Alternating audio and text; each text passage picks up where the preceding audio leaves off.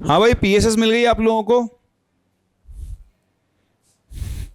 Hello अभिषेक, PSS PSS मिल गई क्या? देखो,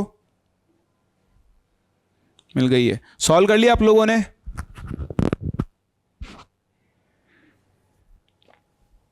तो आप सभी लोग ये दोनों पीएसएस सॉल्व कर लें। हाँ, आज दोनों कर लेना, कल से फिर अपन टाइमिंग फिक्स कर देंगे मेंटरशिप का, और वहां पे उनको डिस्कस किया करेंगे। आज की भी एक और पीएसएस आपको मिल जाएगी, ठीक है? चलो भाई, शुरू करते हैं, आगे बढ़ते हैं। देखो, आज हम लोग स्टार्ट कर रहे हैं with our flash note number 2, ठीक है? तो फ्लैश नोट नंबर 2 है, ये आपको बताता है एक कंपाउंड के बारे में जिसको आपको ध्यान रखना है। इसका नाम है बोरेक्स। देखो, बोरेक्स का फॉर्मूला होता है Na2B4O7.10H2। ये बोरेक्स है। इस बोरेक्स का एक और भाई होता है विच इज Na2B4O7.4H2O, जिसे आप लोग करनाइट के नाम से जानते हो। किसके नाम से जानते हो? करनाइट के नाम से आप इसे जानते हो, ठीक है? तो ये कहता है बोरेक्स डॉट 10H2O, और करनाइट क्या होता है? Na2B4O7.4H2O होता है। तो जो सबसे इंपॉर्टेंट चीज़ है वो है बोरेक्स की स्ट्रक्चर। एक्चुअली ये तो इसका बेसिक फॉर्मूला है, इसका जो एक्चुअल कॉम्पोजिशन होता है वो भी आपसे पूछ सकता है, आपको ध्यान रखना चाहिए। तो देखो, बोरेक्स के स्ट्रक्चर में क्या होंगे, मेरी बात ध्यान से सुनना। इसमें 4 बोरोन एटम होते हैं। देखो, पी ब्लॉक में से तो ये हट गया है, लेकिन आप सॉल्ट एनालिसिस आपके सिलेबस में आ चुका है, जिसमें होता है बोरेक्स बीड टेस्ट। क्या होता है? बोरेक्स बीड टेस्ट होता है, और वहां पर आपको इस बारे में पता होना चाहिए, इसलिए मैं आपको इन्फॉर्मेशन बता रहा हूं। तो इसके स्ट्रक्चर बनाने के लिए आपको क्या करना है, 4 बोरोन एटम ऐसे लेने हैं, और चारों बोरोन एटम को ऐसे आपको ऑक्सीजन के थ्रू कनेक्ट कर देना है। तो इस तरह से ये ऑक्सीजन के थ्रू कनेक्ट हो जाते हैं, और फिर उसके बाद हर बोरोन के पास एक एक OH ग्रुप इस तरह से अटैच हो जाता है। जब हम बोरेक्स की स्ट्रक्चर ड्रॉ करते हैं तो इसके अंदर 2 तरह के बोरोन एटम होते हैं, एक ट्राइवेलेंट और एक टेट्रावेलेंट, है ना? तो कोई भी 2 बोरोन को और आप इस तरह से एक ऑक्सीजन से जोड़ दो, तो जो टोटल 4 बोरोन होते हैं उसमें से 2 बोरोन 3 बॉन्ड्स बनाते हैं। ये देखो, ये रहा 1 2 3, और 2 बोरोन 4 बॉन्ड बनाते हैं, 1 2 3 4। जो 2 बोरोन 4 बॉन्ड बनाते हैं उनके ऊपर नेगेटिव चार्ज आता है। इस तरह से इस पूरी स्पीसीज के ऊपर 2 नेगेटिव का चार्ज है, जिसको बैलेंस करने के लिए यहां पर 2 सोडियम एटम साथ में अटैच हो जाते हैं। आप देखें, यहां पर टोटल 10 2 20 हाइड्रोजन थे। 20 में से 1 2 3 4, 4 हाइड्रोजन कम कर दो तो यहां पर लग जाता है डॉट 8H2O, क्योंकि 20 में से अगर 4 गया तो कितना बचता है? 16। तो इस तरह से बोरेक्स का स्ट्रक्चर बनता है। इसे हम बोरेक्स की टेट्रा न्यूक्लियर यूनिट बोलते हैं। क्या बोलते हैं? Tetra nuclear unit. Tetra nuclear unit क्यों बोलते हैं? क्योंकि इसके 4 सेंटर हैं, 4 न्यूक्लियस, इसलिए हम इसको टेट्रा न्यूक्लियर यूनिट बोलते हैं। तो अब आप देखो, ये बोरेक्स का एक्चुअल कॉम्पोजिशन होता है। एक्चुअल कॉम्पोजिशन ऑफ बोरेक्स, तो वो क्या होता है? देखो, 2 सोडियम है तो आप ऐसे लिखते हो, मैं कलर चेंज कर रहा हूं इसीलिए, Na2। फिर देखो, बोरोन गिनो तो यहां पर 4 बोरोन है, B4, 1 oxygen, 2 oxygen, 3 oxygen, 4 oxygen, 5 oxygen, O5। इसके साथ साथ 4 OH ग्रुप जुड़े हुए हैं, और डॉट 8H2O है।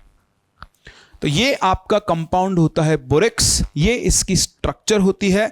और बोरेक्स का एक तो आपको फॉर्मूला याद रखना चाहिए, और दूसरा आपको इसकी एक्चुअल कॉम्पोजिशन पे फोकस करना चाहिए।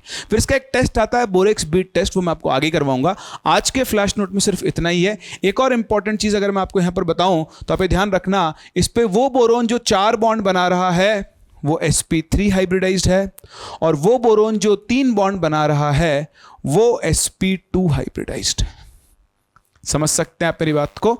तो ये आपका आज का फ्लैश नोट है, इसे आप जरूर जरूर जरूर ध्यान रखें। कोई डाउट हो तो आप मुझसे पूछ सकते हो, अदरवाइज फिर हम लोग आगे बढ़ते हैं।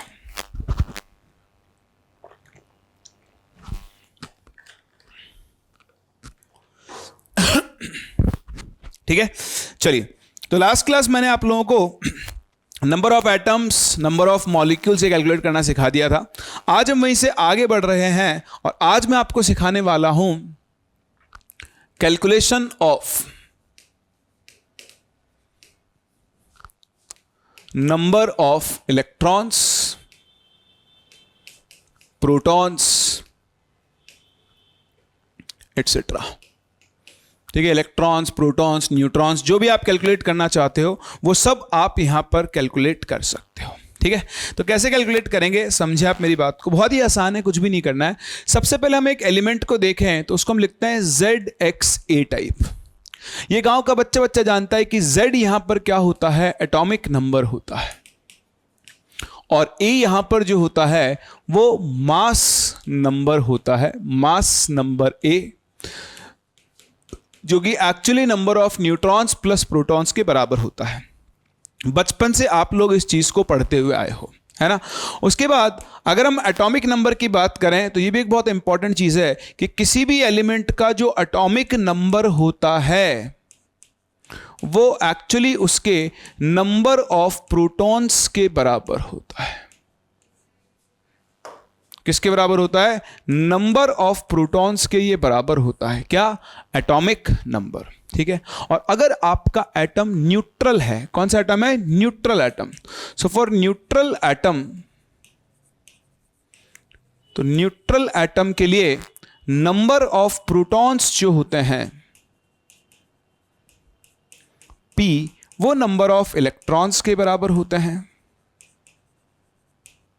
दैट इज E, और दोनों ही मिलकर किसके इक्वल हो जाएंगे, एटॉमिक नंबर के इक्वल हो जाएंगे।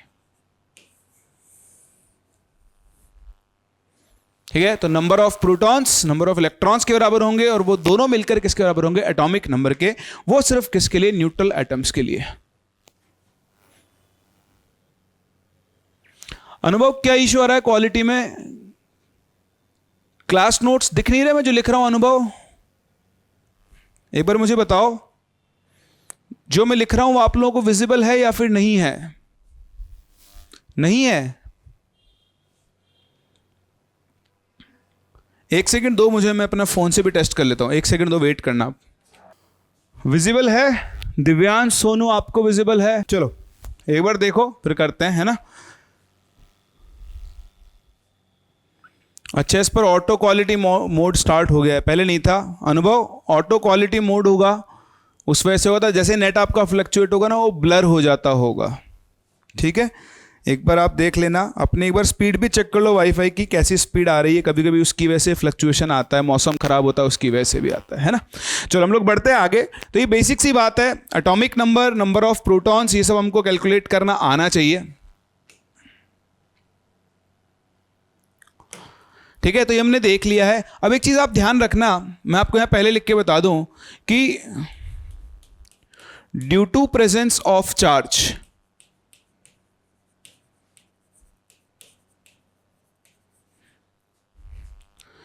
Only number of electrons will change. ठीक है, नो इफेक्ट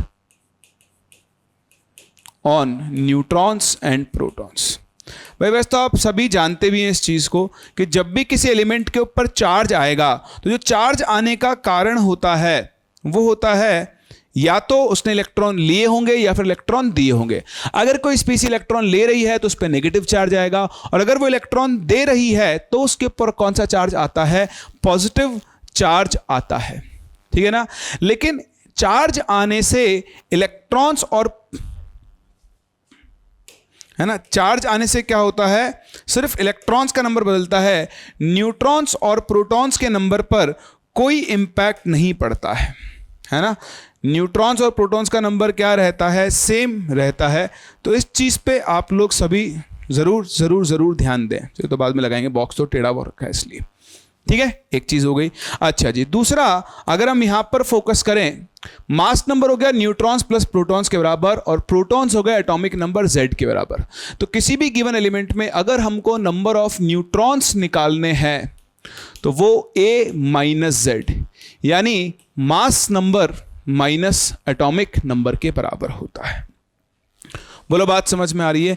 तो इस तरह से हम लोग पहले तो बेसिक सी बात है कि कैसे इलेक्ट्रॉन्स, प्रोटॉन्स और न्यूट्रॉन्स कैलकुलेट करते हैं। तो आओ शुरू करते हैं। जैसे आपके सामने एक एलिमेंट है 8O17 या 8O16 ले लेते हैं। अब देखो, अगर कुछ भी नहीं दिया है तो हम ऑक्सीजन का एटॉमिक नंबर जानते हैं 8 होता है, मास नंबर 16 है। अगर वो कुछ और बोलेगा तो जो उसने बोला है वो लेंगे।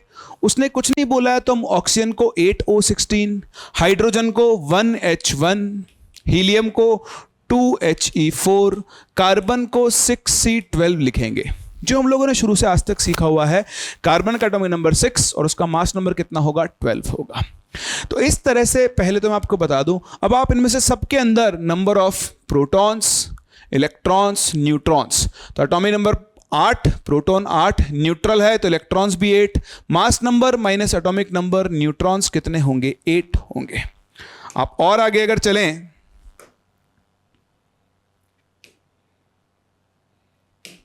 है ना, तो यहां देखें, अगर आप प्रोटॉन्स, इलेक्ट्रॉन्स, न्यूट्रॉन्स निकालना चाहें तो 8 प्रोटॉन्स, न्यूट्रल है तो 8 इलेक्ट्रॉन्स, लेकिन इसके पास जो न्यूट्रॉन्स होंगे 17 माइनस 8, वो कितने होंगे? 9 होंगे। अगर हम हाइड्रोजन के पास चलते हैं तो प्रोटॉन्स 1, इलेक्ट्रॉन्स 1 और यहां पर न्यूट्रॉन्स कितने होंगे? 0। अगर आप हीलियम पे चलो तो प्रोटॉन्स 2, इलेक्ट्रॉन्स 2 और न्यूट्रॉन्स भी कितने हो गए? 2। कार्बन के पास चलो तो प्रोटॉन 6, इलेक्ट्रॉन 6 और न्यूट्रॉन्स भी कितने हो गए हैं? 6 हो गए हैं। ये सारे के सारे न्यूट्रल एटम्स हैं। अगर आपके पास न्यूट्रल की जगह चार्ज हो, जैसे आपके पास O2 माइनस हो गया, जैसे आपके पास Cl माइनस हो गया, तो O2 माइनस में अगर हम प्रोटॉन, इलेक्ट्रॉन्स, न्यूट्रॉन्स निकालें तो देखो, अगर ये ऑक्सीजन है तो इसका सिंबल तो वही रहेगा 8O16, तो प्रोटॉन्स 8। अब अगर ये न्यूट्रल होता तो इसमें इलेक्ट्रॉन्स भी कितने होते? 8। लेकिन -2 की वजह से 2 इलेक्ट्रॉन एक्स्ट्रा आ चुके होंगे, तो अब इसके पास इलेक्ट्रॉन्स कितने हो चुके होंगे? 10। और न्यूट्रॉन्स 16 माइनस 8 अभी भी कितने होंगे? 8। तो चार्ज आने से नंबर ऑफ इलेक्ट्रॉन्स बदले, लेकिन प्रोटॉन्स और न्यूट्रॉन्स पे कोई फर्क नहीं पड़ेगा। सेम चीज यहां, क्लोरीन का सिंबल क्या होगा? 17Cl35, atomic number, mass number. आप बोलोगे सर आपने तो क्लोरीन का 35.5 बताया था, तो मैंने आपको ये चीज़ हम आगे क्लियर करेंगे। बट क्लोरीन के 2 आइसोटोप होते हैं, एक होता है Cl35, एक होता है Cl37। अभी के लिए मैं बता रहा हूं आपको कि यहां पर Cl35 लेना है आपको। अगर वो क्लोरीन देगा तो साथ में आपको ये भी बताएगा कि उसका आपको कौन सा आइसोटोप लेना है। ठीक है, तो यहां देखो, प्रोटॉन कितने? 17, इलेक्ट्रॉन 17 होते हैं, लेकिन माइनस चार्ज की वजह से एक एक्स्ट्रा 18, और न्यूट्रॉन्स 35 माइनस 17 कितने आ जाएंगे? 18। तो इस तरह से आप एक सिंगल एटम या फिर सिंगल आयन पर प्रोटॉन्स, इलेक्ट्रॉन्स और न्यूट्रॉन्स निकाल सकते हो। अब अगर आप एक सिंगल एटम पर ये सब काम कर सकते हो, तो आप एक मॉलिक्यूल या फिर एक आयन पर भी ये सारी चीजें कैलकुलेट कर सकते हैं। कैसे? आइए मैं बताता हूं। जैसे मान लो आपके पास है CO2, इसमें आपको प्रोटॉन्स, इलेक्ट्रॉन्स, न्यूट्रॉन्स तीनों कैलकुलेट करने हैं।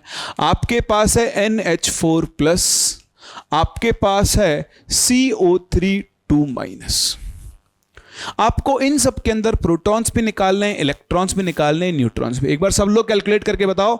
मैं यहां आपको बता देता हूं, कार्बन को 6C12 लेना है, ऑक्सीजन को 8O16 लेना है, नाइट्रोजन को 7N14 लेना है और हाइड्रोजन को 1H1 लेना है। और अब आपको इन सब के लिए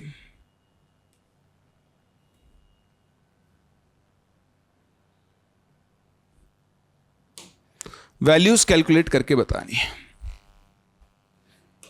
बताओ भाई।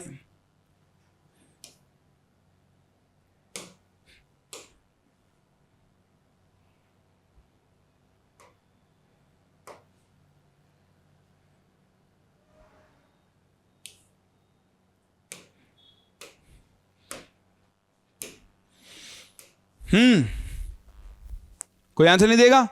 सब बोलो सर खुद ही कर लो आप, हम नहीं बता रहे। बताओ भाई, CO2 में कितने प्रोटॉन्स, कितने इलेक्ट्रॉन्स, कितने न्यूट्रॉन्स होंगे? फटाफट।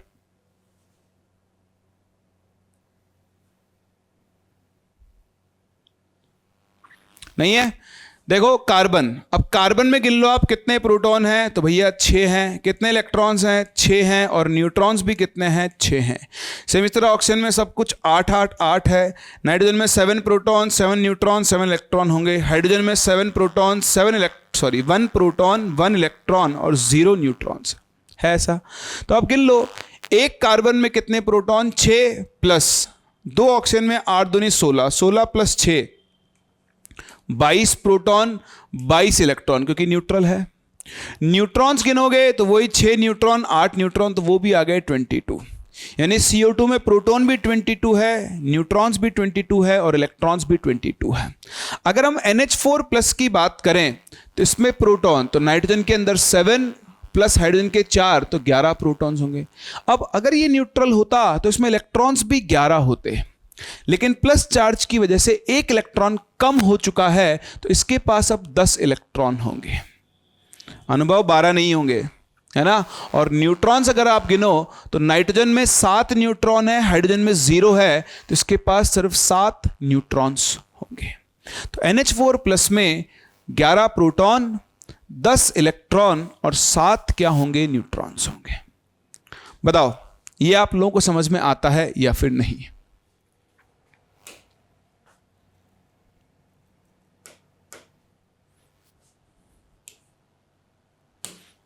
हाँ भाई, अब आप देखो ऐसे ही CO3 में प्रोटॉन इलेक्ट्रॉन्स और न्यूट्रॉन्स गिनो तो कार्बन के 6 प्रोटॉन और ऑक्सीजन के 8, 8 3 24 प्लस 6 30 प्रोटॉन हो गए।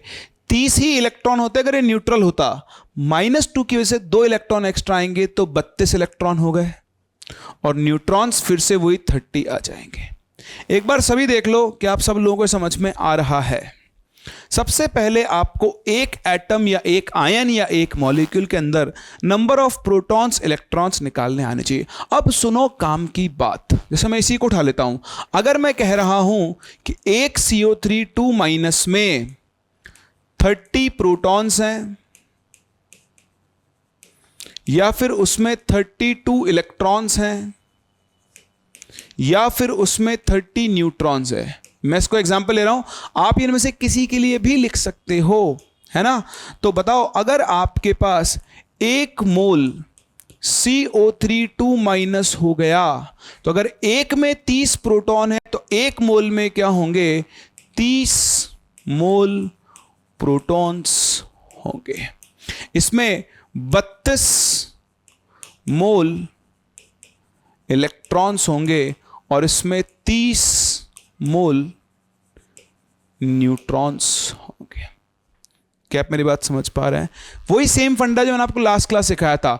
जितने इलेक्ट्रॉन्स एक मॉलिक्यूल में या एक आयन में हैं उतने ही इलेक्ट्रॉन्स के मोल्स उसके 1 मोल में होगा। अब अगर ये 1 मोल में 30 मोल है तो बताओ आपके पास कितने मोल? मान लो आपके पास 5 मोल है तो 1 में 30, 5 में 30 × 5 150, 1 में 30, 0.2 में कितने? 30 × 0.2 6 मोल। बहुत सिंपल सा प्रोसेस है और उसके बेसिस पर आप यहां पर बहुत सारी कैटेगरीज ऑफ क्वेश्चंस को सॉल्व कर सकते हो ना। तो आओ मैं आपको क्वेश्चन करवाता हूं, देखते हैं किस तरह के क्वेश्चंस आप यहां पर सॉल्व कर सकते हैं। लेकिन पहला क्वेश्चन आपके सामने है। Calculate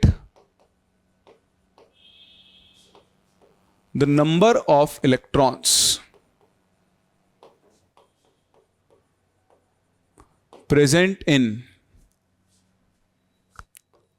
19.2 gram SO4 2- ions।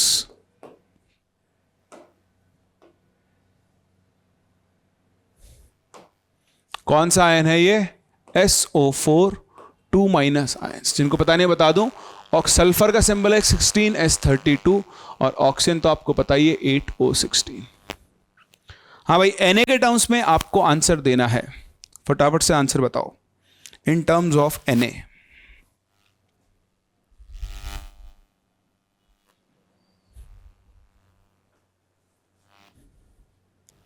कोई आंसर नहीं दे रहा भाई, आवाज आ रही ना आप लोगों को? अच्छा, समय लग रहा है कैलकुलेट करने में, चक्कर क्या है बता दो। मनस्वी, दिव्यांश, सोनू, अनुभव, विश्वराज, आंसर भाई, आंसर सबके आने चाहिए तभी तो मुझे पता लगेगा आप सॉल्व कर रहे हो। मुझको कैसे पता लगेगा वरना।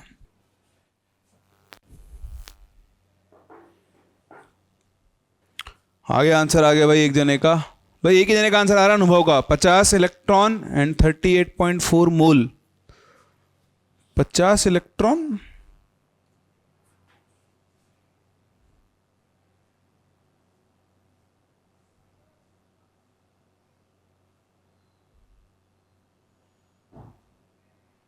और भी लोग आंसर दो। 50 इलेक्ट्रॉन गलत है भाई, है ना। 38.4 मोल ये हो सकता है। अरे बाकी लोग कुछ तो बोलो, इतना सन्नाटा क्यों है भाई? मुझे ऐसा लग रहा है और किसी को कुछ लिखना ही नहीं आ रहा है। 164 Na विश्वराज का आंसर। आइए चेक करते हैं। तो देखिए आपके पास है SO4 2 माइनस आयंस है। तो अगर आप एक SO4 2 माइनस आयन को देखो तो उसमें आपको 16 इलेक्ट्रॉन यहां से 8 4 जा 32, 16 प्लस 4 इंटू 8 32 और माइनस चार्ज के 2 इलेक्ट्रॉन एक्स्ट्रा आ गए, तो आपके पास 50 इलेक्ट्रॉन्स हैं। ठीक है, तो अगर एक सल्फेट आयन में 50 इलेक्ट्रॉन है तो बताओ एक मोल सल्फेट आयन में 50 मोल इलेक्ट्रॉन्स होंगे। कितने होंगे? 50 मोल इलेक्ट्रॉन्स होंगे। ठीक है जी, होंगे। तो बताओ 19.2 ग्राम में कितने होंगे? तो आप यहां से पहले निकालो इसके मोल्स, इसका मास डिवाइड बाय इसका मोलर मास निकाल लो, 96 आएगा। 32 प्लस 64, तो यहां से आपको दिख रहे हैं इसके 0.2 मोल्स बनेंगे। बस क्वेश्चन खत्म हो चुका है। तो अगर आपके पास इस मॉलिक्यूल के या इस आयन के 0.2 मोल है तो बताओ एक मोल में कितने इलेक्ट्रॉन है? 50 मोल। तो 0.2 में कितने होंगे? 0.2 इंटू 50 यानी 10 मोल इलेक्ट्रॉन्स। और 10 मोल का मतलब कितना हो गया? 10 Na। अरे भाई ये 10 Na तो किसी का आंसर ही नहीं आ रहा है। मैं गलत हूं या आप? वापस चेक कर लेते हैं। इसका मोलर मास आएगा 32 प्लस 64 96 इंटू 2 करो 192 आता है, बिल्कुल सही है, 0.2 मोल्स। एक सल्फेट में 16 प्लस 32 48 और 2 50 इलेक्ट्रॉन है, सही है। एक मोल में 50 मोल, इतने में इतने, भैया आंसर आएगा 10 Na। विश्वराज ये 164 Na कैसे आ रहा है? अनुभव का भी गलत था और बाकी लोगों ने तो आंसर ही नहीं दिया, 2 ही लोगों ने आंसर दिया। भाई ऐसे कैसे काम चलेगा? चलो अगला क्वेश्चन करते हैं। अब सबका सही आंसर आना चाहिए, ठीक है ना?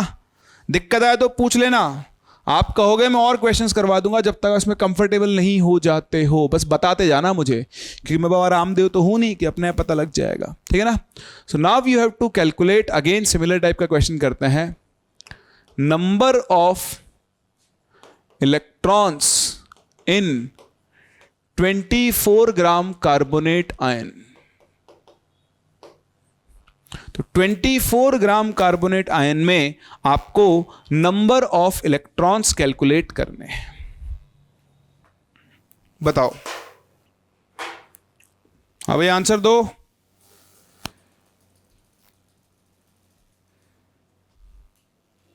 क्या 32 क्या सोनू? 32 क्या? पूरा बताओ भाई, ऐसे आंसर टुकड़ों में दोगे तो कैसे काम चलेगा?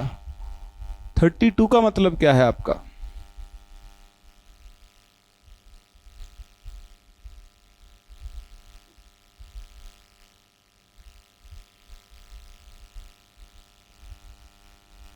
$31.2 मोल। देखो आंसर तो घुमाए ना, कैलकुलेट नंबर ऑफ इलेक्ट्रॉन्स निकालना है तो आपको मोल वोल में आंसर नहीं देना, आपको नंबर ऑफ Na के टर्म्स में आंसर दे सकते हो। तो बहुत सिंपल है, जो आपका आंसर आ रहा है Na के टर्म्स में दो, वही सही माना जाएगा, बाकी सब गलत माना जाएगा। समझ गए अनुभव?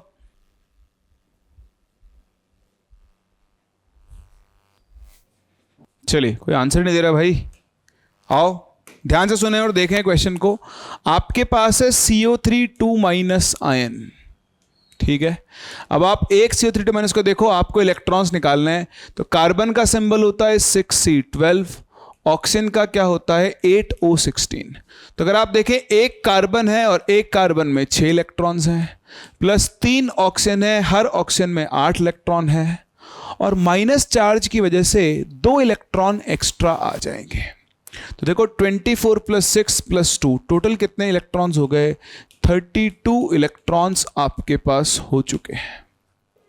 सही है, तो एक कार्बोनेट आयन में 32 इलेक्ट्रॉन्स हैं। अब आप खुद देखो, अगर एक में 32 हैं तो जब आपके पास 1 मोल CO3 होगा तो उसमें 32 मोल इलेक्ट्रॉन्स हो जाएंगे। बोले यहां तक सबको समझ में आता है? सोनू, आपने सिर्फ 32 लिखा था, वो गलत है। यहां देखो क्या आपको ये समझ में आ रहा है? ठीक है, फिर हम चलते हैं। अब उसने मुझे कितना दिया है, अभी तक तो मैंने क्वेश्चन पढ़ा ही नहीं, अभी तो सिर्फ मैंने एक कार्बोनेट आयन में इलेक्ट्रॉन्स निकाल लिए हैं। अब आप देखो, अगर मेरे पास 24 ग्राम है तो यहां से मैं इसके मोल्स निकालता हूं। तो आप निकालो मोल्स ऑफ CO3 कैसे निकालोगे? इसका मास 24 डिवाइड बाय इसका मोलर मास। तो देखो कार्बन का मास 12, ऑक्सीजन का 16, 48 + 12 = 60। तो डिवाइड बाय 60 कर दो तो आपको इसके 0.4 मोल्स मिल जाएंगे। क्या मिल जाएंगे? 0.4 मोल्स। बस अब हो गया क्वेश्चन सॉल्व। अगर एक मोल में 32 मोल इलेक्ट्रॉन है तो बताओ 0.4 मोल जब आपके पास CO3 होगा तो उसमें 32 × 0.4 मोल इलेक्ट्रॉन्स होंगे। तो इसको मल्टीप्लाई कर लो तो यह आ जाएगा 12.8 मोल इलेक्ट्रॉन्स, जिसे आप सिंपली 12.8 Na इलेक्ट्रॉन्स लिख सकते हो।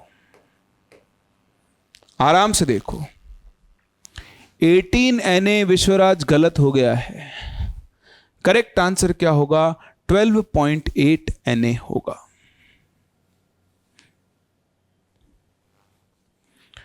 भाई जिन जिन को नहीं आ रहा है वो अपनी प्रॉब्लम शेयर कर सकता है कि आपको क्या समझ में नहीं आ रहा है, क्योंकि दोनों ही क्वेश्चन का आंसर आपका नहीं आया है, और जब तक इन जैसे क्वेश्चंस का आंसर आपका सही नहीं आएगा मैं आगे नहीं बढ़ूंगा। तो ये सही आना बहुत बहुत बहुत ज़रूरी है, और यही आपका पढ़ने का तरीका होना चाहिए। जब आप कोई क्वेश्चन या कोई कंसेप्ट सीख रहे हो और आपको वो नहीं आया तो उसके पीछे तब तक पढ़े रहो, उसके क्वेश्चंस तब तक सॉल्व करते रहो जब तक कि आप उस कंसेप्ट को समझ नहीं जाते हो। तो फटाफट से मुझे बताएं कमेंट सेक्शन में कि आप लोगों को क्या दिक्कत आ रही है इन क्वेश्चंस को सॉल्व करने में। दिक्कत आ रही है तो साफ साफ दिख रहा है, अब दिक्कत क्या आ रही है ये आप मुझे बता दो फटाफट से। चलिए कोई नहीं, अगला क्वेश्चन। भाई सभी लोगों का आंसर सही आना चाहिए।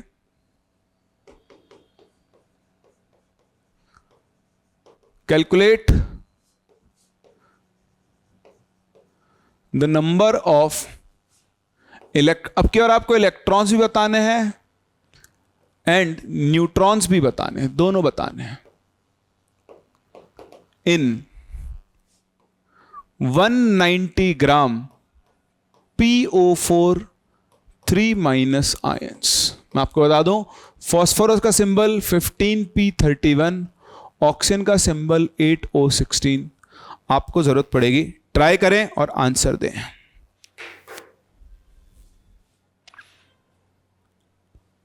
विश्वराज अगर कैलकुलेशन मिस्टेक हो रही है तो ध्यान से करो, धीरे धीरे सॉल्व करो, जल्दबाजी मत मचाओ।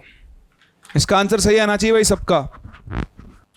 हाँ भाई, और लोग आंसर। एक आंसर आ गया 10 Na बाकी। चलो देखो सभी लोग ध्यान से, टाइम लग रहा है आप लोगों को सॉल्व करने में। इसको फिर से वही करते हैं। अब सब लोग ध्यान से देखें, मेरे साथ साथ कैलकुलेट करें। अगर आपके पास एक PO4 3- आयन है, ठीक है, तो एक PO4 3- में देखो आप 15P31, तो 31 - 15। अच्छा पहले इलेक्ट्रॉन देखते हैं, है ना। तो एक फॉस्फोरस में 15 इलेक्ट्रॉन है क्योंकि उसका एटॉमिक नंबर 15 है, प्लस 4 ऑक्सीजन में से हर ऑक्सीजन में 8 इलेक्ट्रॉन होते हैं, और -3 की वजह से 3 इलेक्ट्रॉन और एक्स्ट्रा आ गए। तो 15 + 32 47 और 47 + 3 हो गया 50 इलेक्ट्रॉन्स। पहले तो मुझे बताओ क्या आप लोगों को इसमें डाउट है? अगर इसमें किसी को डाउट नहीं तो नो लिख दो, और डाउट हो तो पूछ लो कि इलेक्ट्रॉन्स कैसे आए। पहली कैलकुलेशन, इसमें दिक्कत आप लोगों को नहीं आनी चाहिए। बताओ जल्दी। नहीं है, ठीक है। तो अब देखो, अगर एक PO4 3 - n में 50 इलेक्ट्रॉन्स हैं तो मैं सिंपल ये लिख सकता हूं कि जब मेरे पास 1 मोल PO4 3 आयंस होंगे तो उसमें 50 मोल इलेक्ट्रॉन्स होंगे। कितने होंगे? 50 मोल इलेक्ट्रॉन्स उसमें होंगे। अब मैं डेटा देखता हूं कि मेरे पास कितने मोल हैं। तो यहां अगर मैं देखूं 190 ग्राम PO4 3 आयन मेरे पास है, तो मैं इसके मोल्स निकाल सकता हूं। तो मोल्स ऑफ PO4 3 आयंस कैसे निकालूंगा बताओ? इसका मास 190 ग्राम डिवाइड बाय इसका मोलर मास 95, तो ये आपको 2 मोल मिल जाएंगे। मोलर मास कैसे निकाला? 31 फास्फोरस का प्लस 64 + 31 = 95। तो भैया 2 मोल आ गए। अब अगर 1 मोल में 50 मोल इलेक्ट्रॉन है तो बताओ 2 मोल PO4 3 आयंस में कितने? 50 × 2 यानी 100 मोल इलेक्ट्रॉन्स होंगे। और 100 मोल का मतलब हो गया 100 × Na इलेक्ट्रॉन्स।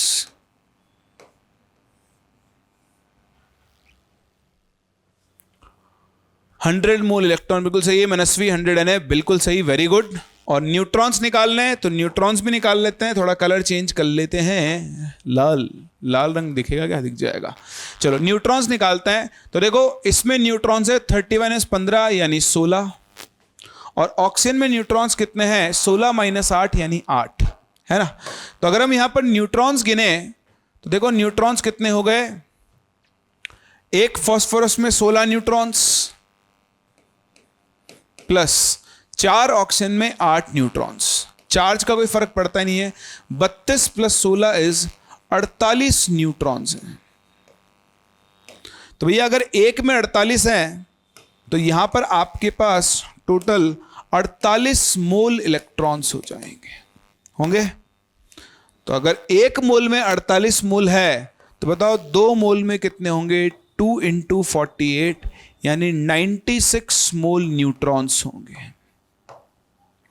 और 96 को आप लिख सकते हो 96 × Na। किसी का आंसर आता 48 Na। मनस्वी सीधा ही Na चिपका दिया।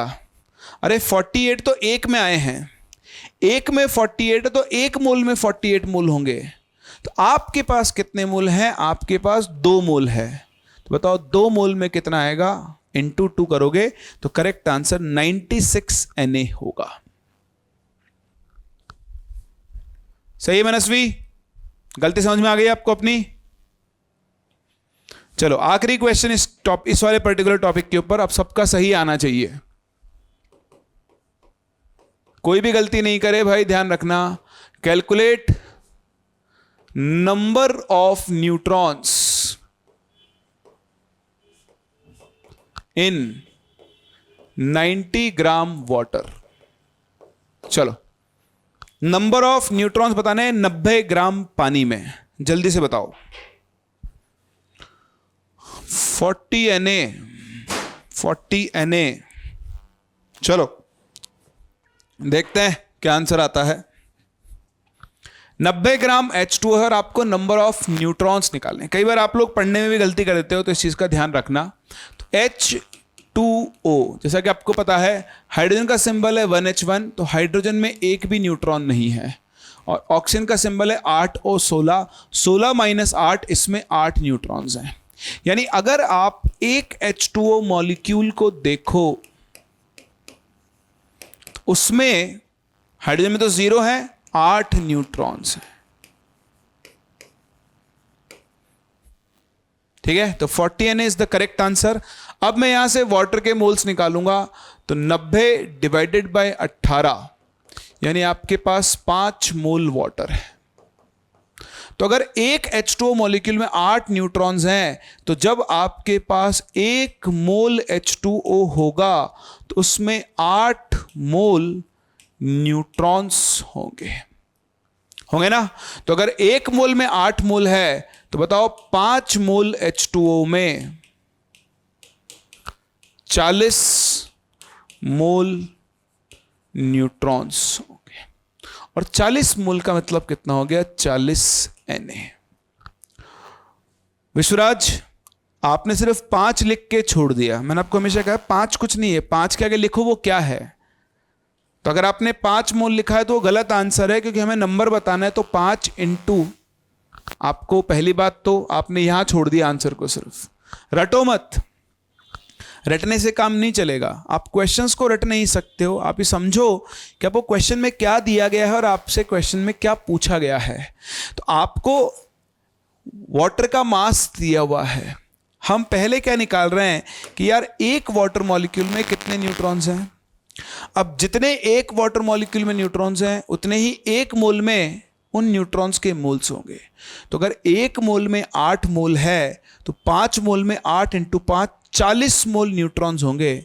और अगर आप नंबर लिखना चाहते हो तो करेक्ट आंसर हो जाएगा 40 Na। क्या हो जाएगा करेक्ट आंसर?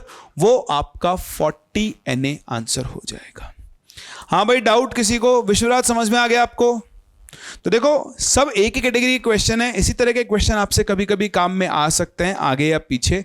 तो आपको इन क्वेश्चंस के ऊपर जरूर जरूर जरूर फोकस करना है। कैसे हम नंबर ऑफ इलेक्ट्रॉन्स, प्रोटॉन्स और न्यूट्रॉन्स कैलकुलेट कर रहे हैं। अब आप ही मुझे बता दो, क्या मैं आगे बढ़ सकता हूं? बाकी ऐसे क्वेश्चन धीरे धीरे और आते रहेंगे, आप लोग सीखते रहेंगे। ठीक है? तो अगर मैं आगे बढ़ूं तो फटाफट से अंगूठा दिखा दो, ठेंगा दिखा दो, ताकि मैं आराम से आगे बढ़ पाऊं और मुझे ये ना लगे कि आप लोगों को ये समझ में नहीं आ रही है। सही है, चलिए, बहुत ही बढ़िया। तो आइए बढ़ते हैं आगे और अब चलते हैं अपने एक और। अभी तक देखो हमने मोल्स कैलकुलेट करने के लिए 2 तरीके सीख लिए हैं। मोल्स हम मास से भी कैलकुलेट कर सकते हैं और मोल्स हम नंबर ऑफ पार्टिकल से भी कैलकुलेट कर सकते हैं। ठीक है, 2 चीज मैंने आपको सिखा दिए। अब हम तीसरी चीज सीखने वाले हैं, तीसरी चीज जिसका नाम होता है आइडल गैस इक्वेशन। ये पहले आप इसे पूरा डिटेल में पढ़ते थे गैसीय स्टेट चैप्टर में, जिसे हम PV इक्वल टू nRT बोलते थे। क्या हुआ? तो क्लास तो ले लेंगे यार। तो मैं क्लास नहीं लूं तो रख दे, छोड़ दे।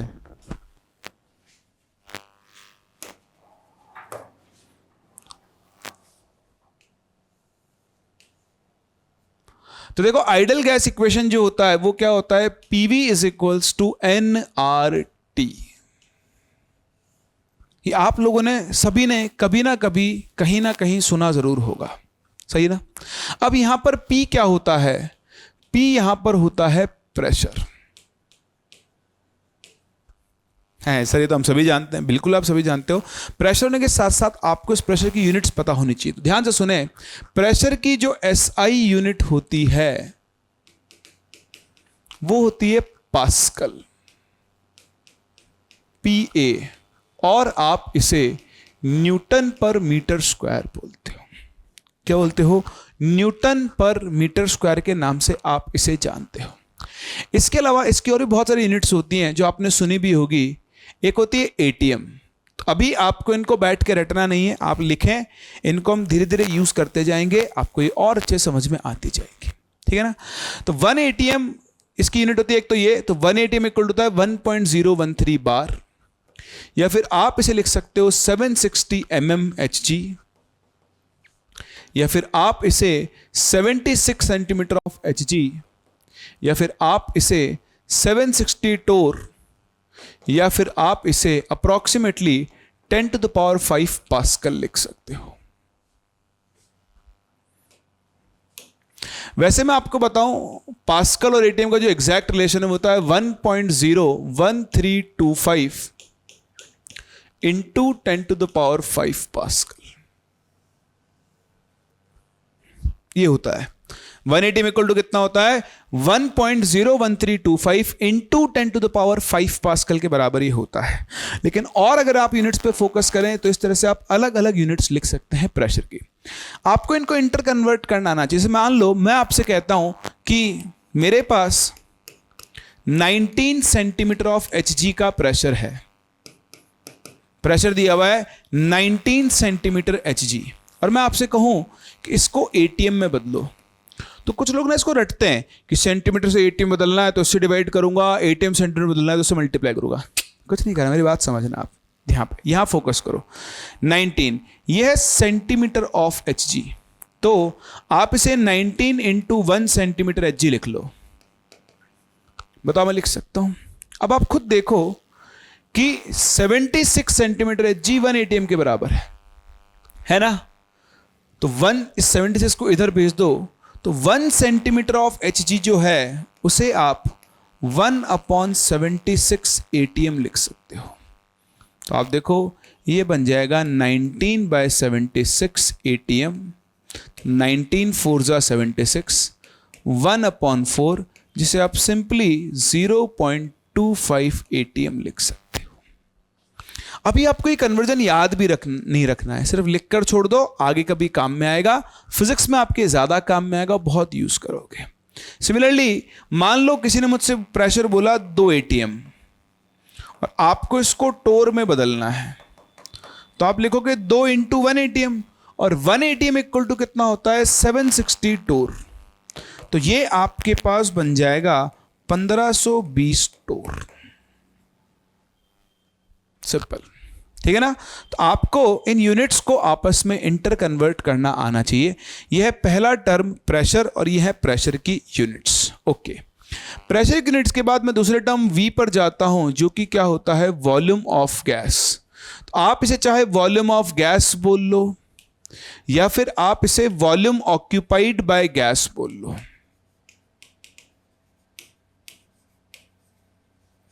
दोनों का एक ही मतलब है, वॉल्यूम ऑफ गैस या फिर वॉल्यूम ऑक्यूपाइड बाय गैस, एक ही बात है।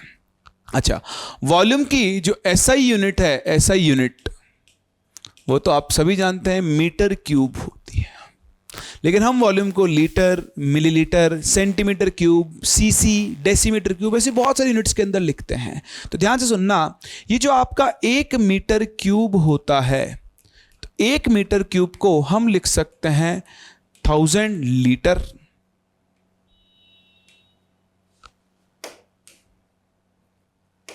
कितना लिख सकते हो 1000 लीटर, या फिर आप इसे 1000 डेसीमीटर क्यूब लिख सकते हो।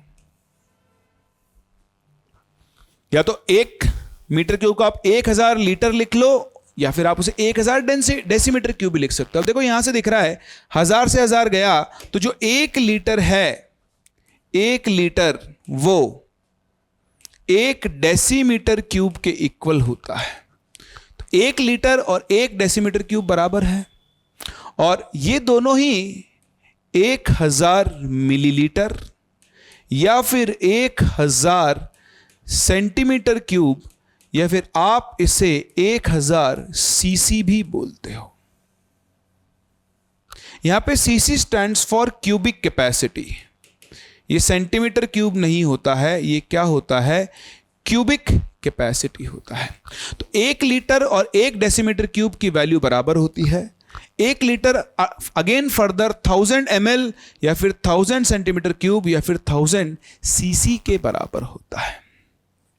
बोले इतना समझ में आ रहा है आप सभी लोगों को? तो बहुत बहुत बहुत ही आसान है, ये वैल्यूज को रटना नहीं है, जब भी जरूरत पड़े आराम से देख के यूज करो, धीरे धीरे यूज करते करते ही आपको याद हो ही जाएगा। ओके, वॉल्यूम के बाद जो यहां पर मुझे अगला टर्म दिखाई दे रहा है वो है टेम्परेचर,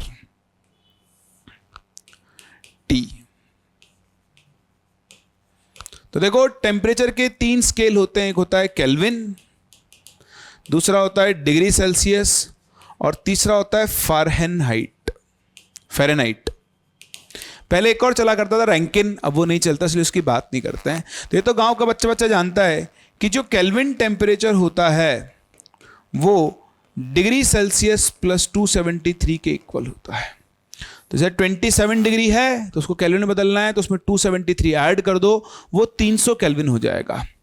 फ़ारेनहाइट अलग है, तो इसका एक फॉर्मूला होता है C/5 is equals to F-32/9। C/5 is equals to क्या होता है? F-32/9 होता है। तो ये आपके पास टेम्परेचर के 3 स्केल्स हैं जिनसे आप डील करते हो। सही है? तो ये आपका आइडल गैस इक्वेशन के अलग अलग टर्म्स। आप ये ध्यान रखना, ये हमेशा रखना, यहां पर जब भी आप टेम्परेचर यूज करोगे केल्विन में यूज करोगे। आइडल गैस इक्वेशन आप कहीं पर भी यूज कर रहे हो, टेम्परेचर आपको हमेशा हमेशा हमेशा केल्विन में ही यूज करना है। ठीक है, चलिए इसके बाद चलते हैं आगे। जो अपना अगला टर्म है वो है आर। इस आर को हम लोग बोलते हैं यूनिवर्सल गैस कांस्टेंट, या फिर आप सिर्फ इसे गैस कांस्टेंट के नाम से जानते हैं। तो आप इसे यूनिवर्सल गैस कांस्टेंट बोलते हो, या फिर सिर्फ आप इसे क्या बोलते हो? गैस कांस्टेंट बोलते हो। तो जो आपका आर होता है, इसकी देखो इसकी 3 वैल्यूज होती हैं अलग अलग, बट अभी हमारे जो काम में आएगी वो वैल्यू जो है वो ये है 0.0821। ठीक है, अब इसकी यूनिट लिखेंगे, या फिर आप इस वैल्यू को अप्रोक्सीमेटली 1/12 लिख सकते हो। अब इसकी यूनिट में ही सब कुछ छुपा हुआ है। इसकी यूनिट आपको रटने की जरूरत नहीं है, मेरी बात ध्यान से समझें। आप फिजिक्स में यूनिट डायमेंशन पढ़ते हैं, NRT। तो अगर मुझे R की यूनिट निकालनी है तो ऐसे लिख दो PV/NT। बोलो, लिख सकता हूं। इतना यूनिट डायमेंशन आप सभी लोगों ने पढ़ा हुआ है कि देखो प्रेशर की यूनिट क्या होती है? ATM। वॉल्यूम की यूनिट क्या होती है? लीटर। तो ATM into litre upon N यानी मोल्स की यूनिट होती है मोल्स, और टेम्परेचर हम यहां पर यूज करते हैं केल्विन में। तो आप देखो अपने आप ये जो R वाला टर्म है इसकी यूनिट क्या बन गई? ये बन गई ATM इंटू लीटर पर केल्विन पर मोल। दिख रहा है? इनको अगर मैं ऊपर ले जाऊंगा तो केल्विन पे -1 आएगा और मोल पर भी -1 आएगा। तो कभी भी आपको गैस कांस्टेंट R की यूनिट नहीं रटनी है, कभी भूल जाओ तो यहां से अपने आप बना सकते हो। आपको फोकस करना है इसकी वैल्यू पर, विच इज 0.0821। ये वैल्यू अप्रोक्सीमेटली 1/12 आती है। कितनी आती है? अप्रोक्सीमेटली 1/12 ATM इंटू लीटर पर केल्विन पर मोल। तो इस तरह से आपका ये जो इक्वेशन बना, इसे हम बोलते हैं PV = nRT, that is called idol gas equation, और ये उसमें यूज आने वाले टर्म है। अच्छा, ऐसे देखो, थोड़ी चीज और बता दूं मैं आपको, फिर अपन आगे काम में लेंगे इसको। तो जो PV = nRT था, तो N क्या होते हैं? मोल्स होते हैं। N क्या होते हैं? मोल्स होते हैं। तो बताओ मोल्स का फॉर्मूला हम क्या लिख सकते हैं? हम लिख सकते हैं मास, जिसे आप लिख लो W, अपॉन लिख सकते हैं मोलर मास, है ना, जिसे हम लिख लेते हैं M। तो देखो आप N की जगह लिख दो W/M इंटू RT। सही है? अब आप इस M को इधर ले जाओ और V को इधर ले आओ, तो देखो PM = क्या बन जाएगा? W/V into RT। क्या बनेगा? W/V/RT। तो देखो ये हो गया मास, ये हो गया वॉल्यूम। मास अपॉन वॉल्यूम को हम लोग बोल सकते हैं डेंसिटी, D। ठीक है, तो यहां से आपका इक्वेशन बन गया PM = DRT, या फिर आप इसे याद रखने के लिए ट्रिक बना सकते हो, डर्टी PM। DRT = PM। सो PM = DRT बोल लो, या DRT = PM बोल लो। इसे हम बोलते हैं डेंसिटी फॉर्म। तो अभी आपको इसको याद करने नहीं बैठना है, बस लिखकर छोड़ दो, ये आपको आना चाहिए। अभी हम आगे चल के एक टर्म सीखेंगे वेपर डेंसिटी, वहां पर इसको हम कभी कभी यूज कर लेते हैं, इसलिए बस ये टर्म आपको आना चाहिए। क्लियर है? समझ में आता है सब लोगों को? चलिए अब मैंने आपको पीवी इक्वल टू एनआरटी सिखा दिया है, तो पीवी इक्वल टू एनआरटी को हम यूज करेंगे, ठीक है ना। तो यूज कैसे करेंगे अभी बता दूंगा मैं आप लोगों को, बट उससे पहले आपको सीखनी एक सिचुएशन, एक कंडीशन जिसे हम बोलते हैं STP। आई होप सभी लोगों ने सुना हुआ है। STP का मतलब क्या होता है? Standard temperature and pressure. तो स्टैंडर्ड टेम्परेचर एंड प्रेशर, इसको हम लोग क्या बोलते हैं? STP बोलते हैं। अभी देखो जो STP होता है ना, इसके दो कन्वेंशन हैं। एक इसका नया कन्वेंशन है, न्यू कन्वेंशन, और एक जो है वो इसका ओल्ड कन्वेंशन है।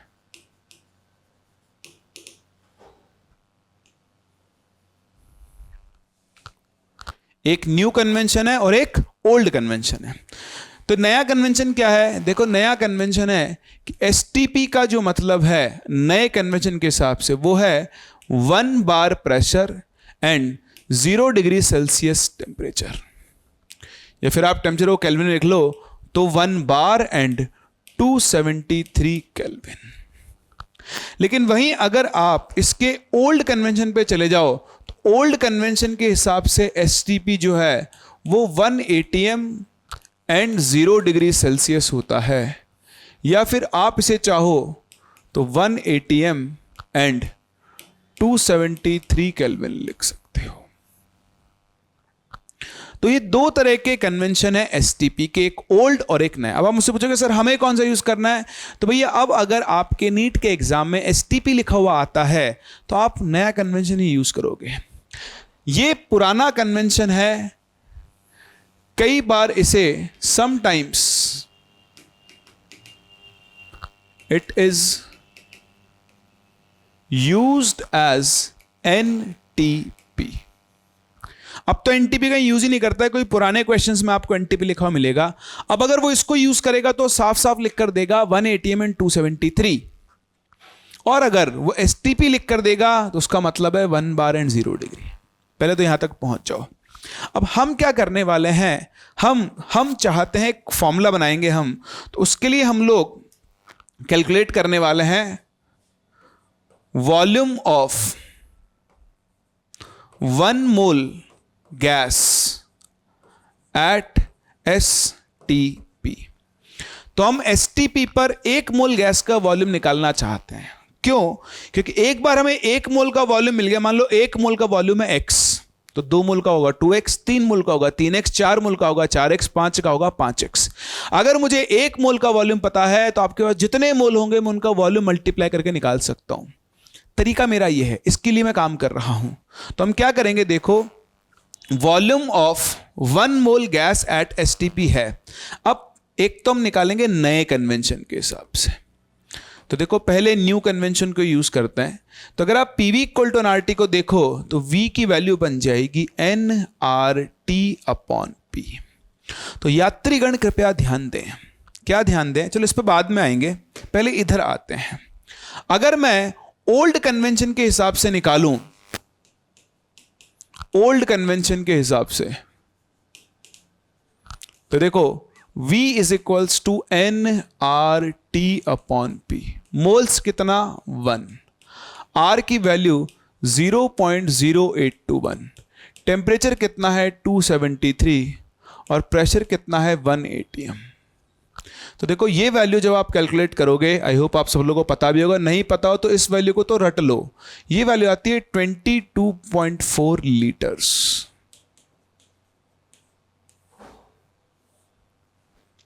सही है? कितने आ रही है? 22.4 लीटर्स ये आ रही है। अभी आप देखो यहां, अगर यहां वैल्यू रखूं तो ये 1, R की वैल्यू 0.0821, टेम्परेचर है 273। तो आप खुद देखो ये वैल्यू तो अब भी 22.4 ही आ गई, डिवाइडेड बाय अब प्रेशर है 1 बार। लेकिन मेरी प्रॉब्लम क्या है कि अगर मुझे R की ये वैल्यू यूज करनी है तो प्रेशर ATM में होना चाहिए। यूनिट एंड डायमेंशन, यूनिट्स क्या होनी चाहिए? सेम। तो यहां प्रेशर जो आपने लिया है वो किस में लिया है? बार में। तो इस बार को ATM में बदलो, तो देखो आप सभी जानते हैं 1 ATM इज इक्वल्स टू कितना होता है 1.013 बार। तो अगर आप 1 बार लिखना चाहें तो दैट विल बी 1/1.013 ATM। बोलो दिख रहा है? तो अगर ये आपको दिख रहा है तो ये वैल्यूज आप यहां पर रख लें। इसकी जगह आप 1/1.013 ATM लिखोगे। ये टर्म ऊपर जाके मल्टीप्लाई होगा तो ये 1.013 इंटू 22.4 बन जाएगा। और इसको आप जब मल्टीप्लाई करोगे तो ये 22.7 लीटर आएगा। तो आप समझो मेरी बात को कि इन दोनों में फर्क जो है वो सिर्फ और सिर्फ एक चीज का है। अगर आप पुरानी वैल्यूज यूज करोगे, कौन सी वैल्यूज? पुरानी, तो आपका 1 मोल गैस का वॉल्यूम 22.4 आएगा। और अगर आप एसटीपी का नया कन्वेंशन यूज करोगे तो नए कन्वेंशन के हिसाब से एसटीपी पर 1 मोल गैस का वॉल्यूम 22.7 लीटर्स आएगा। कितना आएगा? 22.7। तो इतना ही इन दोनों के अंदर फर्क है। बोले यहां तक समझ में आता है ना? अभी तक किसी कोई डाउट हो तो पूछ सकता है। अभी मैंने आपको सिर्फ ये कैलकुलेट करना सिखाया है कि हम कैसे 1 मोल गैस का वॉल्यूम एसटीपी पर कैलकुलेट कर सकते हैं, नए कन्वेंशन के हिसाब से और पुराने कन्वेंशन के हिसाब से। ठीक है, चलिए अब मैं बनाऊंगा इससे एक फॉर्मूला। ऑल्दो फॉर्मूला आप सभी लोगों ने सुना हुआ है, लेकिन उसके कोर में जाना बहुत जरूरी था, डिफरेंस समझना आपके लिए बहुत जरूरी था। तो अब आप ये लिख सकते हो, है ना, कि अगर एसटीपी की मैं बात कर रहा हूं तो एट एसटीपी तो मैं सिंपली लिख सकता हूं कि 22.7 लीटर ऑफ गैस अगर आपके पास एसटीपी पर है तो वो 1 मोल के बराबर होगा। बोला आप लोगों को ये समझ में आता है? अगर आपके पास 22.7 लीटर है किसी गैस का एसटीपी पर तो वो उसके 1 मोल के बराबर होगा। तो बताओ 1 लीटर जो है गैस का एट एसटीपी वो 1/22.7 मोल के बराबर होगा। किसके बराबर होगा? 1/22.7 मोल के। तो मान लो आपके पास गैस का V लीटर है, तो ये जो V लीटर ऑफ गैस है ये V/22.7 मोल्स के बराबर होगा ना। तो इस तरह से आपके पास एक और नया फॉर्मूला बनकर आ रहा है जो कि नंबर ऑफ मोल्स का है। चिंता ना करें, आपने फॉर्मूलेस बहुत आसान है, अभी हम यूज करेंगे और याद होंगे। देखो ये मोल के आपके शुरुआत के लेक्चर आप देख रहे हो, आपको डिफिकल्ट लग सकते हैं, लेकिन आज के 3 लेक्चर बाद ये चीजें आप वर्बली सॉल्व कर दोगे। बिलीव मी, मोल इस दुनिया का सबसे आसान चैप्टर है। वो आपको इस चैप्टर को खत्म करने के बाद फील होगा, पहले फील नहीं होगा। तो थोड़ा पेशेंस जरूर रखें, ठीक है ना।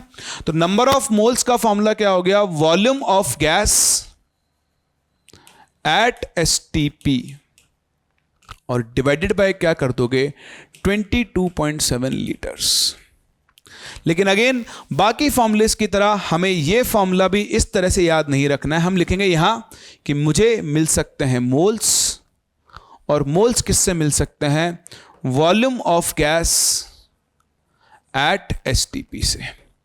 तो अगर आपको वॉल्यूम ऑफ गैस पता है एसटीपी पर, उससे आपको मोल्स निकालने हैं तो आपको डिवाइड बाय 22.7 लीटर्स करना होगा। और अगर आपको मोल्स पता है और उससे आपको वॉल्यूम निकालना है तो आपको इनटू 22.7 लीटर करना पड़ेगा। हाँ, अगर बाय चांस वॉल्यूम आपको एसटीपी की जगह volume of gas at 1 ATM and 273 kelvin दिया है और उससे आपको मोल्स निकालना है तो फर्क आएगा वैल्यूज में। यहां आपको डिवाइड बाय 22.4 करना होगा और मोल्स से वॉल्यूम निकालने के लिए इनटू 22.7 लीटर्स करना होगा। तो अगर आपको एसटीपी पर गैस के मोल्स पता है इंटू 22.7 करके आप उसका वॉल्यूम निकाल सकते हो। वॉल्यूम पता है तो डिवाइड बाय 22.7 करके आप मोल्स निकाल सकते हो। एसटीपी की जगह अगर 1 ATM 273 लिखा है तो डिवाइड बाय 22.4 करके आप मोल्स निकाल सकते हो। ये मल्टीप्लाई करके ये 22.4 आएगा। ठीक है, तो अब देखो इस पे कितने आसान क्वेश्चंस फॉर्म हो सकते हैं। ऑल्दो अभी तो अपने पास टाइम ज़्यादा नहीं बचा है ना। नेक्स्ट क्लास में आपको इसके ऊपर बेस्ड और क्वेश्चन कराऊंगा। अब हम तीनों फॉर्मूलेस को मिक्स करेंगे, बट अभी के लिए एक छोटा सा क्वेश्चन क्या है? Calculate the volume occupied by 8.8 gram CO2 at STP। बताओ 8.8 ग्राम CO2 STP पर कितना वॉल्यूम ऑक्यूपाई करेगी? तो अभी भी आपने जो फॉर्मूला बनाया उससे आपने सीखा कि वॉल्यूम निकालने के लिए आपको गैस के मोल्स चाहिए। तो सबसे पहले आप क्या करोगे? मोल्स ऑफ CO2 निकालोगे। कैसे निकालोगे? CO2 का मास डिवाइड बाय उसका molar mass, that is 0.2 mole CO2। सही है। और बताओ मोल्स से वॉल्यूम निकालने के लिए क्या कर लोगे? अब आप समझो, आपने CO2 के मोल्स निकाल लिए ना, आपको वॉल्यूम निकालना है STP पर। तो आप अपने फॉर्मूले पे जाओ। अगर आपको गैस के मोल्स पता है और उससे आपको गैस का वॉल्यूम निकालना है तो आपको इंटू 22.7 करना होगा। कितना करना होगा? इंटू 22.7। तो जैसे ही आप इसे मल्टीप्लाई करोगे आपको अपना आंसर मिलेगा इंटू 22.7। तो यह आंसर आ जाएगा 4.54 लीटर। कितना आ जाएगा? 4.54 लीटर।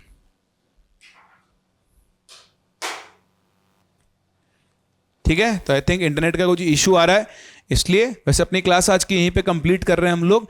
इसके बाद हम नेक्स्ट क्लास कंटिन्यू करेंगे। नेक्स्ट क्लास में आपको इस फॉर्मूले को और यूज करना सिखाऊंगा और इस फॉर्मूले को बाकी सारे फॉर्मूलेस के साथ रिलेट करना सिखाऊंगा। तो मिलते हैं नेक्स्ट क्लास, यहां से आगे बढ़ते हैं और कंटिन्यू करते हैं।